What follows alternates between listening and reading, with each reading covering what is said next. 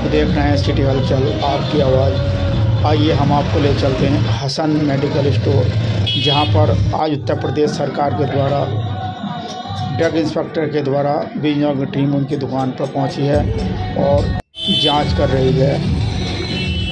बार बार Hasan medical पर क्यों मारे जाते हैं छापे?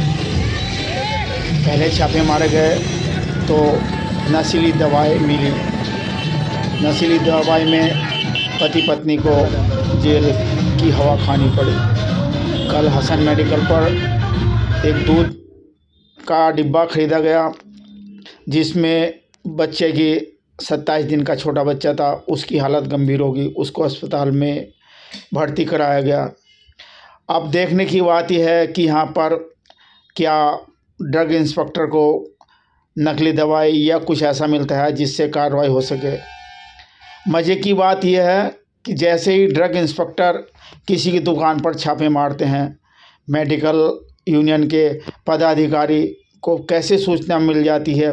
सारा का सारा नजीबाबाद के यूनियन के कार्यकर्ता और अधिकारी उसी मेडिकल पर पहुंच जाते हैं जहां पर अधिकारी छापा मार रहे होते हैं और फिर होता है सिलसिला शुरू।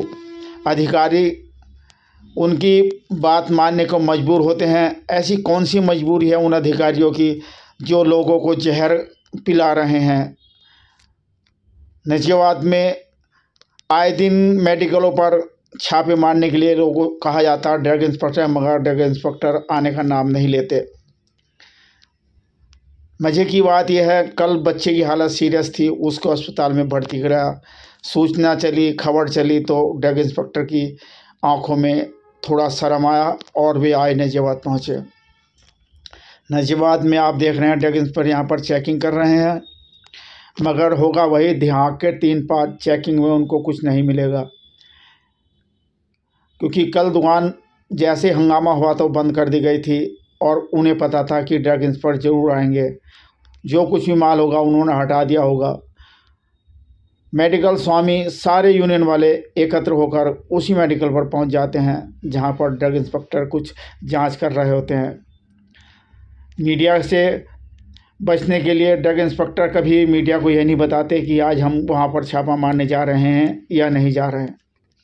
वो तो मीडिया है, नजीबाबाद की मीडिया इतनी चौकन्नी है, जैसे भी कोई घटना कहीं घटती है फट देनी घटनास्थल पर पहुंच जाती है और उसकी कवरेज करती है। आप देख रहे हैं हसन मेडिकल पर इस time Bijnor side team checking कर रही है, छापेमारी कर रही है।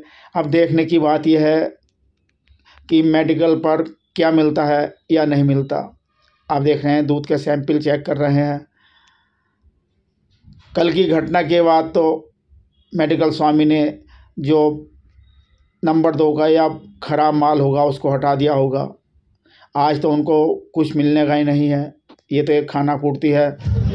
भाजपा सरकार में एक और प्रधानमंत्री और मुख्यमंत्री सख्त आदेश दे रहे हैं कि कहीं भी नकली दवाई या एक्सपायर डेट की दवाई या डुप्लीकेट दवाई नहीं बिकनी चाहिए, मगर नजीबाबाद का तो भाग्य विधाता ही सो गया है।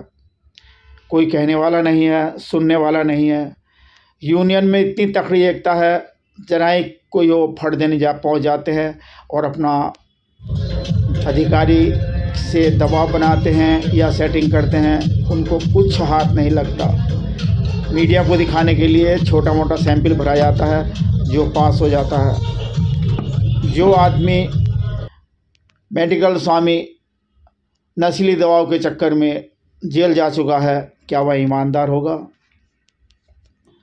ऐसे अधिकारी को, ऐसे दुकानदार को सरकार क्यों लाइसेंस दे देती है दोबारा, जो आदमी से जान से खिलवाड़ करता है? नजीबाबाद में यह आज की कोई नई घटना नहीं है।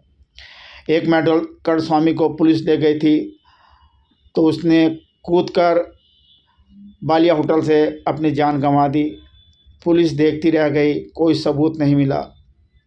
नजीबाबाद में मेडिकलों की भरमार है और फर्जी डॉक्टर नजीबाबाद में गली गली मोहल्ले मोहल्ले में बैठे हुए हैं।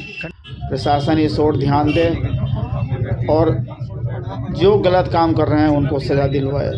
जनता की कुछ ध्यान रखे, जनता का कुछ भविष्य से खिलवाड़ करने वालों पर सख्त कार्रवाई की जाए। योगी जी सरकार क्या क्या मिला यहाँ पर? देखिए, यहाँ पर शिकायत थी, मिल्क पाउडर है जी, उसके चक्कर, तो जिसके क्रम में FSO यहाँ नजीमाबाद के भी आए थे। उन्होंने अपना उस बैच का कोई प्रोडक्ट मिला नहीं है, किसी दूसरे प्रोडक्ट को नमूना भरा है बैच का दूध पाउडर का। मैंने अपने नियमानुसार ड्रग के हिसाब से कार्रवाई की है, तो सैंपल भी लिया है जाँच हेतु। सर, पहले भी ये जो है ड्रग्स की दवाइयों के मामले में पकड़े जा चुके हैं, उसके बारे में क्या कहेंगे? इसका पहला मामला इनका कोर्ट में चल रहा है, कोर्ट में संज्ञान है, उसको मैं अभी ज़्यादा नहीं कर सकता। तो अभी आपने कुछ पाया है जो जांच करी है, अभी कुछ मिला उसमें? जांच में ऐसी कोई भी नारकोटिक कोई दवा नहीं पाई गई।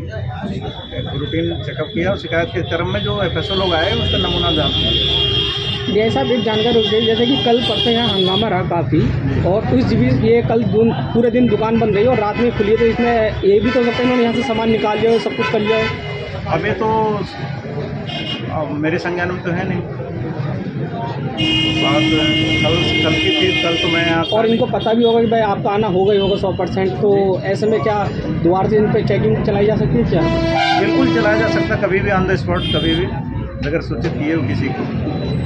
सर सबसे बड़ी बात एक हम आपसे कहें, जब आप आते हो यहाँ तो इनका मोबाइल जब्त क्यों नहीं करते? सफर दिन की अपने जितनी में सबको बुला लेते हैं। किसी से जब आप मेरी दुकान पर आए, मेरा मोबाइल क्यों नहीं ले लेते? आप मोबाइल ले लिया, बात ख़त्म क्यों नहीं आएगा? आप चेकिंग करने आए हैं तो आपका चेकिंग का अधिकार है कि कोई किसी भी बाहर लेकर। अधिकार किसी भी दुकान पे मेरा है या किसी भी जगह पर, लेकिन मैं किसी आपका पर्टिकुलर किसी व्यक्ति का मैं मोबाइल जब थोड़ा कर सकता हूँ। नहीं सर, जब तक आप चेकिंग करें तब तक तो कर सकते हैं। नहीं, ऐसा कहीं लिखा हुआ नहीं कि आपका किसी व्यक्ति का मैं मोबाइल जब्त करूँ। इनके घर पर भी वो बताया जा रहा है गोदाम जहाँ पे दवाइयाँ वगैरह इस तरह की रखी रहती हैं। अगर उसकी है तो मैं उसकी जांच जरूर करूँगा। घर पे मैं जरूर अपने सोर्सों के हिसाब से पता करके आप लोगों के द्वारा कहीं मिल जाएगा तो मैं उसको। क्योंकि सर प्रशासन तो ऑलरेडी बहुत सख्त है ना नारकोटिक्स दवाई के लिए, तो दुकान को खुले में तो कोई रखेगा नहीं जी, तो उसके लिए कोई ना कोई ऐसा एरिया बना रखा होगा। हाँ, कहीं भी जहाँ भी मैं तो कह रहा हूँ, मेरी अपने सोर्स, आप लोगों के सोर्सों के हिसाब से मैं जहाँ भी मुझे इन्फॉर्मेशन मिल जाए वहाँ पर कार्रवाई करूँगा। नहीं सर, एक बात और है कि जैसे कि मान लीजिए इससे पहले भी कई कार्रवाई हो चुकी है इनके ऊपर, तो ऐसे मेडिकलों को जो लाइसेंस होता है क्या निरस्त नहीं किया जा सकता? उनका लाइसेंस जो पुराना था वो निरस्त किया है, नया लाइसेंस के बेटे के नाम है ये लाइसेंस। अच्छा जी। नहीं सर, जैसे कि इनके बेटे के नाम है, मेडिकल चलाते ही ये बेटा तो नहीं? बेटा इनका क्वालिफाइड पर्सन वही है, उसी की देखरेख में ही दवाई बेचेगी।